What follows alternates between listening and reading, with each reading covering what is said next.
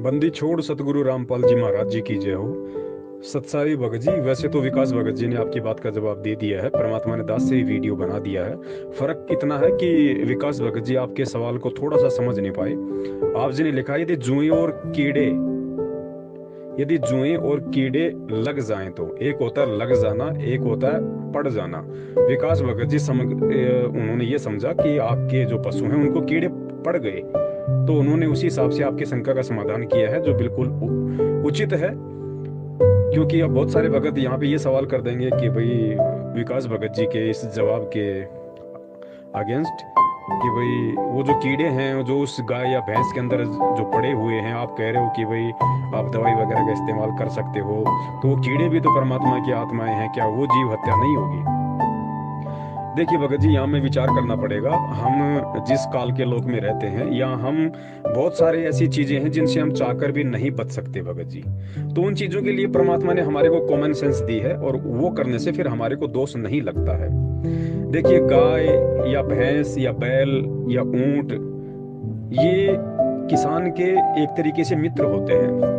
ये किसान को दूध दही छाछ वगैरह देते हैं। बैल खेतों में काम करता है, जिससे किसान अपना अन्न उत्पादन करता है। और यदि उसको कीड़े पड़ जाएं तो भगत जी उस स्थिति में हम किसी भी वेटनरी डॉक्टर की सलाह ले सकते हैं, और पशु चिकित्सक जो भी हमें सलाह दे कि भाई वो जो घाव हो रहा आप उसमें पेट्रोल डालिए, उनको मारने के लिए हटाने के लिए आप उसमें कपूर डालिए, या वो कोई मेडिसिन दे उनको मारने की, तो भगत जी वो सलाह लेने में हमें कोई दिक्कत नहीं है। वो प्रयोग हम कर सकते हैं, उसमें हमारे को दोष नहीं है भगत जी, क्योंकि वो पशु हमारे अधीन है, हमारे अंडर में है। वो हमारी जिम्मेदारी है उसको राहत प्रदान करना। और देखो भगत जी, बहुत सारी बातें हैं यहाँ पे, क्योंकि परमात्मा की नजरों में तो चाहे वो बैक्टीरिया हो, चाहे सूक्ष्म जीवाणु हो, चाहे कीड़े हो, चाहे हाथी हो, सब बराबर हैं। लेकिन हम जिस काल के लोक में रहते हैं, यहाँ हमने बहुत सारी चीजों को देखना पड़ता है, और परमेश्वर को भी इन सब बातों का अच्छे से पता है। अब अब हम लोग क्या करते हैं, हम बिल्ली पाल लेते हैं, हम कुत्ता पाल लेते हैं, हम बंदर पाल लेते हैं, गाय भैंस बैल पाल लेते हैं। लेकिन भगत जी, हम लोग सांप क्यों नहीं पालते? हम लोग बिच्छू क्यों नहीं पालते? हम लोग वो क्यों नहीं पालते? भाई हम लोग छिपकली क्यों नहीं पालते?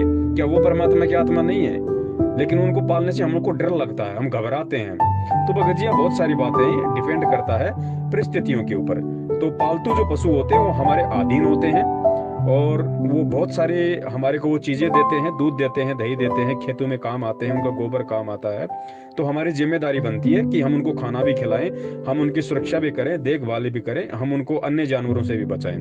तो ऐसी स्थिति में दास को लगता है परमेश्वर के ज्ञान आधार से यदि किसी जानवर को कीड़े पड़ जाएं, तो उस स्थिति में हम डॉक्टर की सलाह जरूर लें, और जैसा भी ट्रीटमेंट डॉक्टर बताए वो हमें अवश्य करना चाहिए। उसमें दास को लगता है ज्ञान आधार नहीं है, और यदि कहीं दास इसमें दोषी है तो दास भी फिर परमात्मा से क्षमा प्रार्थी है। लेकिन दास को लगता नहीं, जहां तक परमात्मा प्रेरणा कर रहे हैं, कि इस तरीके से हमें कोई दोष होगा। सत साहिब, जय हो बंदी छोड़ की।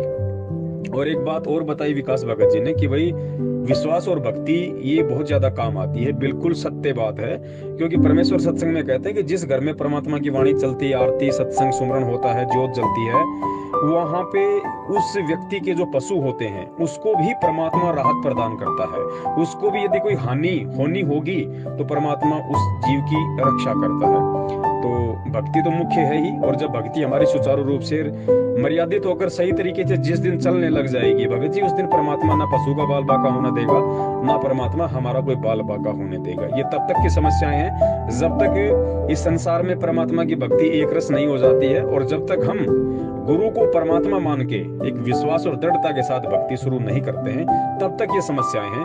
वरना परमात्मा वही है जो पहले था। अंतर केवल आप और हमारे अंदर है, हमारे विश्वास में कमी है, परमात्मा में कमी नहीं है।